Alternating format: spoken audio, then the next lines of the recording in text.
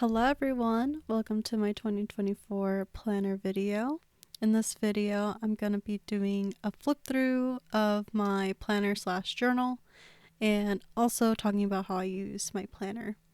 I really enjoyed this planner, look how thick it is and how much I filled it up, and I was really nervous about this planner first because it's my first year using a vertical planner, but I had a lot of success with it, so I'm gonna use this planner again in 2025, but it's gonna be in a Vex style, so it's not as chunky and not as heavy to carry. So let's just get into it.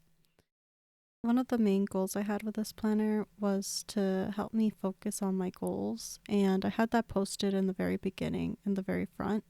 And doing that helped me stay focused on the bigger picture as I went throughout the year in my planner, and every day kind of reflecting on, am I meeting these goals that I set out for myself? And one of the fun ways to help me with my goals throughout 2024 was to create this bingo board.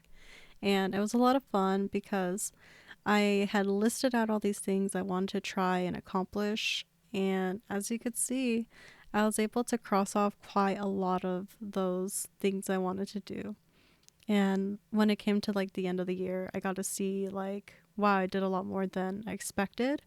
But I also could evaluate to see what do I want to carry into 2025. For my quarterly pages here, I decided to use them as creative challenges. So if I had a month where I wanted to focus on a specific theme, or let's say an art prompt list, this was the space for me to do it. And I would track down what I was doing, how much time it took for me to complete a project. And overall, this was pretty successful in getting me going on the projects I had in mind and have a timeline for it. But at the end of the year, it kind of fell off. Next up are my monthlies. And in the beginning of the months for December, I just wrote down my mantra for the year, which is to be authentic and express myself. And I decided one way to do that would be to do daily journaling in these little doodles in the monthly little squares. And that was going pretty well. But as the months went by, I started to add more and more of these affirmation quotes and things that really connected with me. So I started to highlight it even more as the time went by. So that as I'm flipping through these pages, I kind of got this sense of what that theme was for the month. And I really loved the look of it. I had a color scheme, I would draw, I would add these quotes in, I had an excuse to use bigger stickers. So just every month was fun. And before using this planner, I actually had a monthly planner, so I was really comfortable in this space. So even if I didn't write down, let's say, something happening every day, it started to migrate into this bigger picture view of that month. But I couldn't keep it up every month because not everything was gonna come to my viewpoint for me to write down a big quote, but I still used it the best I could. In November, I decided to put down these photographs down from a magazine, and I wrote down my favorites and stuff, but I kind of accepted that it's not gonna always be super duper filled in at the beginning of the year. But I loved my monthlies. It was fun. I gotta be creative. I gotta look at my highlights. I gotta write down my quotes. I just was myself in these pages, and it was great. It was really fun. So after the monthlies, of course, are the weeklies. Now, this was a part of the planner that I did not have any experience with, didn't have any success with, all years prior in my life.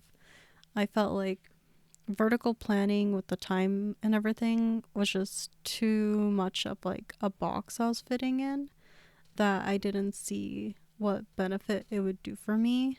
But I decided, at least with the first week, let me do some time tracking.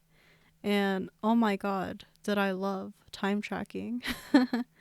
I tried different ways of like formatting my text throughout the weeks, and I would experiment with what colors I was using, what decoration I was using. But for the most part, if I didn't have anything put in or whatever, I would just draw or I would doodle or I'd add like a little thought bubble, whatever. And it turned to be one of my favorite parts of using my planner every day was the weeklies. So for my weeklies real quickly, I would always start with like writing what time I woke up, my breakfast. I would do a little fork icon for my lunch, and I would add a little what's the word? I would add iconography basically for my weeklies. So if I was watching a TV show, I would draw the little TV icon and draw a little line through it, and it was great. I just loved it. And as you could see in some pages, there's like a lot of decorative stuff, but the main idea I went into with every week was just, okay, what's the color? And I would just decorate using that. And sometimes that always wouldn't happen, but I definitely made sure to come back to the weekly and fill it in with something. And part of weekly stuff too was being able to manage my time better because I would use little sticky notes and stuff. Yeah, overall, I love the weeklies. I didn't think I was going to love the weeklies, but I did it. And then for the last week, I left the space here to kind of reflect on everything, really, because this is where I spent most of my time. So I would say it was a success. I think all of it looks great. I love it. I just love looking at my weeklies. Like, what is it called? Like, my brain just gets happy. All right, now we're moving on to my journal pages, and I didn't really do anything crazy for the front. I just love doing test like stuff.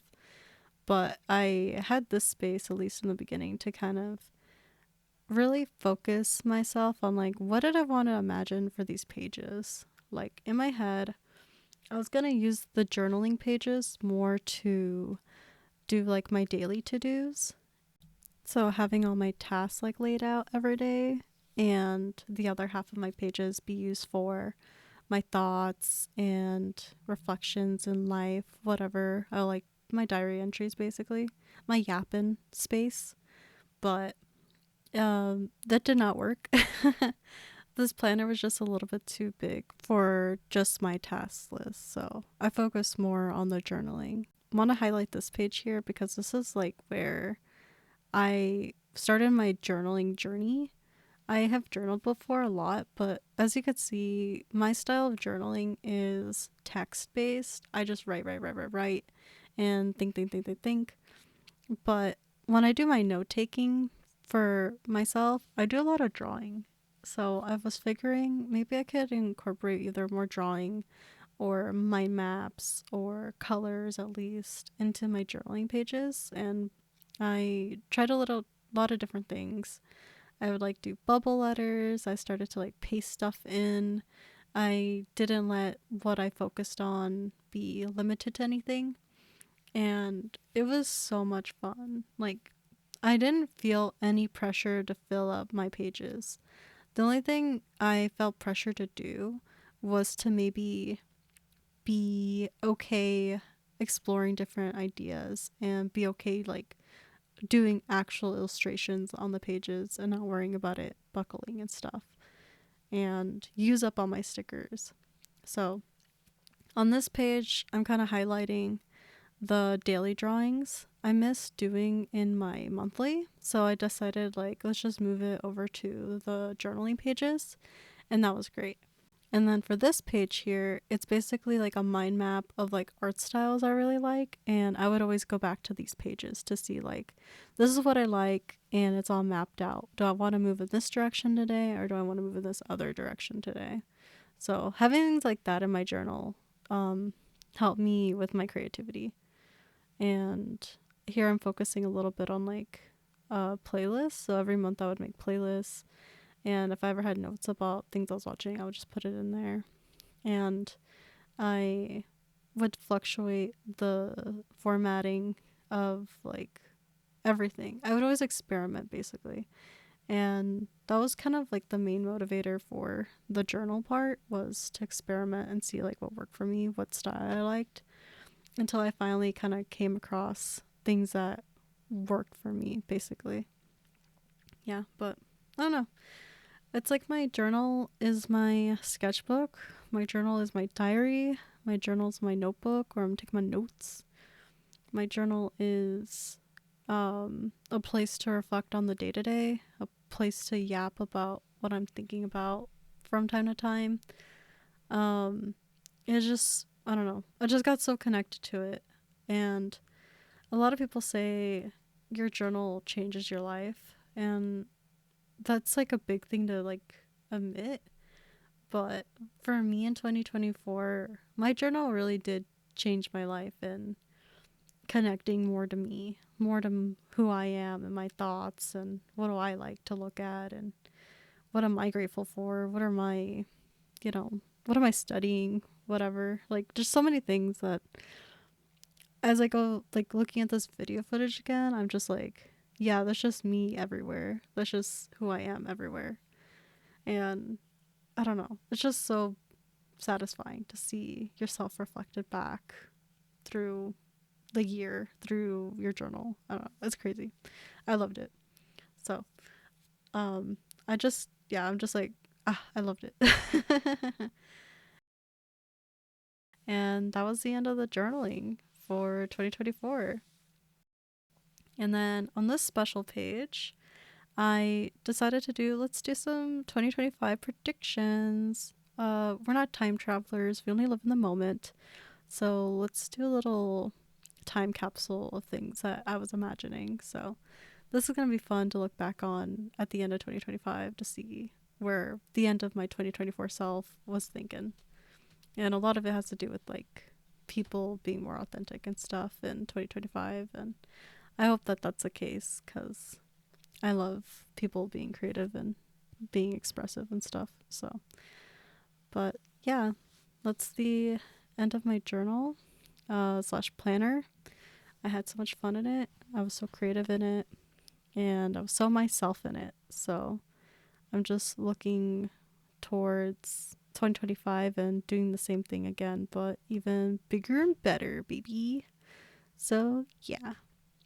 Thank you for watching. Have a wonderful 2025 and bye.